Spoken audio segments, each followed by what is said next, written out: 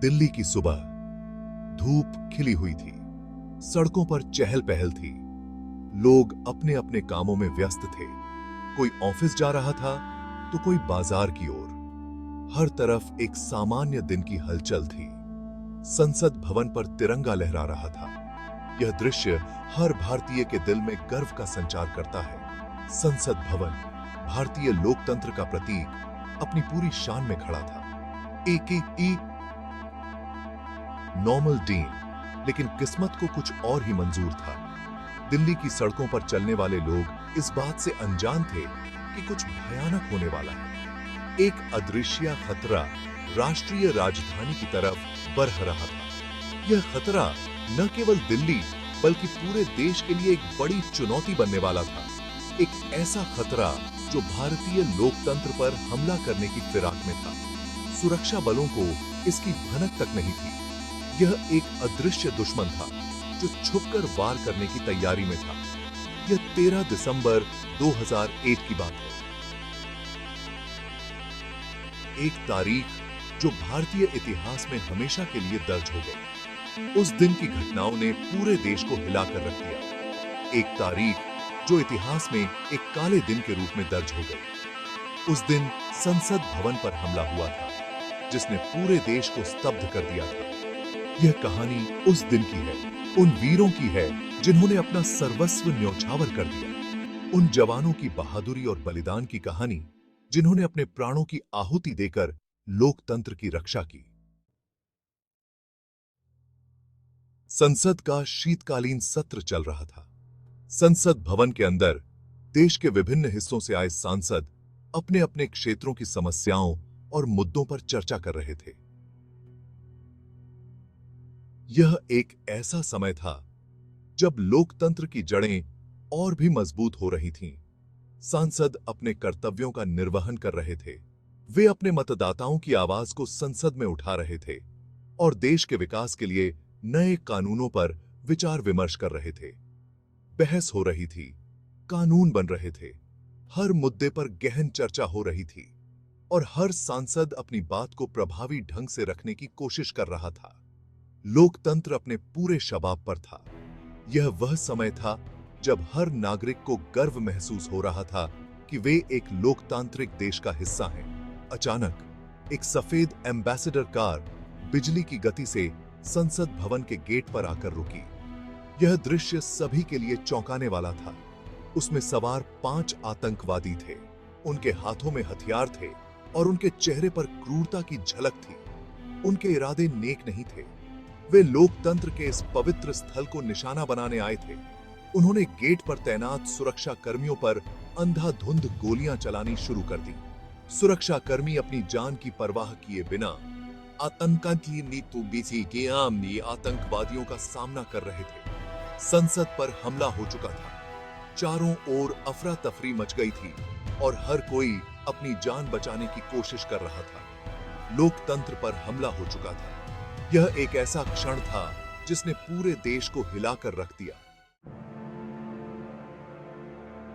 Gate number 1 पर तैनात थी महिला कांस्टेबल कमलेश कुमारी। ड्यूटी के प्रति समर्पित, निडर। उन्होंने आतंकवादियों को पहचान लिया।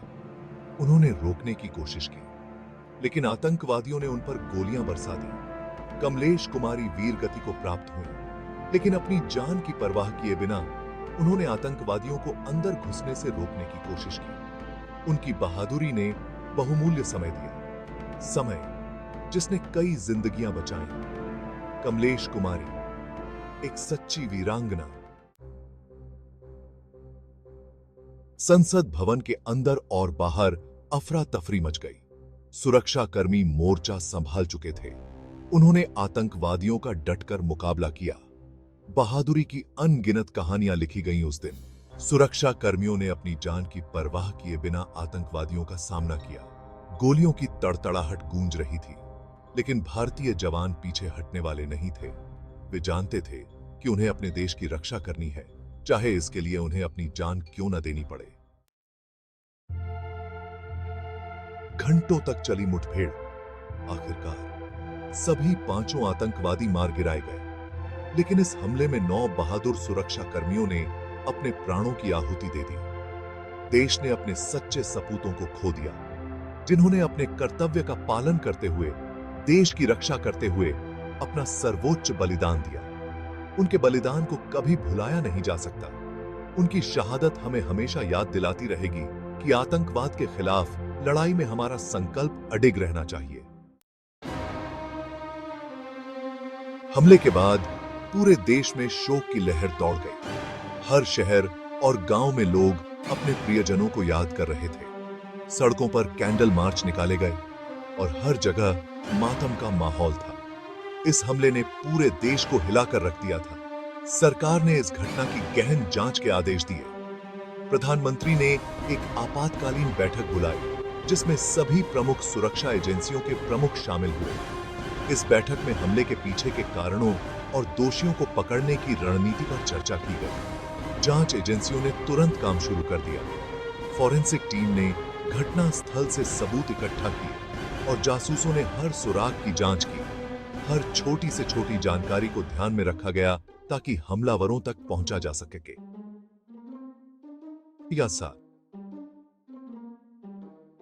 जांच में पता चला कि इस हमले के पीछे पाकिस्तान स्थित आतंकवादी संगठन जैश-ए-मोहम्मद का हाथ था। खुफिया एजेंसियों ने इस संगठन के नेटवर्क का पता लगाया और उनके ठिकानों की जानकारी जुटाई। यह संगठन पहले भी कई हमलों में शामिल रहा है।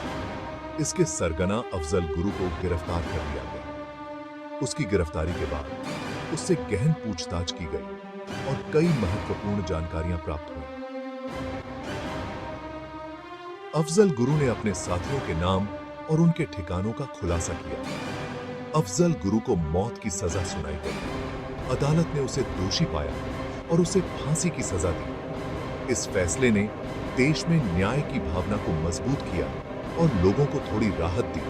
2013 में उसे फांसी दे दी गई। उसकी फांसी के बाद सरकार ने सुरक्षा उपायों को और कड़ा कर दिया और आतंकवाद के खिलाफ अपनी लड़ाई को और तेज कर दिया। लेकिन इस हमले के पीछे शामिल अन्य षड्यंत्रकारियों को न्याय के कटघरे में लाने के प्रयास जारी हैं। जांच एजेंसियां लगातार काम कर रही हैं और हर संभव प्रयास कर रही हैं कि सभी दोषियों को सजा मिले। न्याय की इस लड़ाई में देश एकजुट है और आतंकवाद के खिलाफ अपनी लड़ाई जारी रखे हुए है। संसद पर हमले के बाद भारत और पाकिस्तान के बीच तनाव काफी बढ़ गया। भारत ने इस हमले को अपनी संप्रभुता पर हमला माना।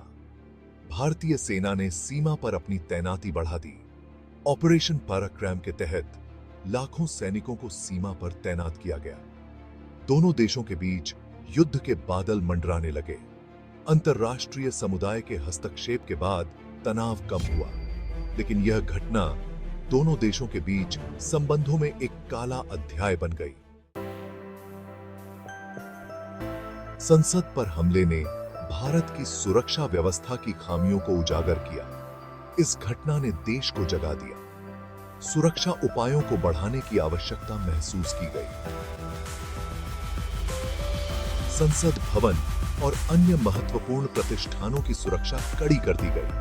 नए सुरक्षा प्रोटोकॉल लागू किए गए। आतंकवाद से निपटने के लिए नई रणनीतियां बनाई गई। यह हमला एक दर्दनाक अनुस्मारक था कि आतंकवाद एक वास्तविक खतरा है। इससे निपटने के लिए हमें एकजुट होकर लड़ना होगा। हर साल 13 दिसंबर को संसद हमले के शहीदों को श्रद्धांजलि अर्पित की जाती है। राष्ट्र उनके बलिदान को याद करता है, उनके परिवारों के प्रति संवेदना व्यक्त करता है। संसद भवन परिसर में शहीदों की याद में एक स्मारक बनाया गया है। यहां हर साल श्रद्धांजलि सभा का आयोजन किया जाता है। देश उनके बलिदान को कभी नहीं भूलेगा।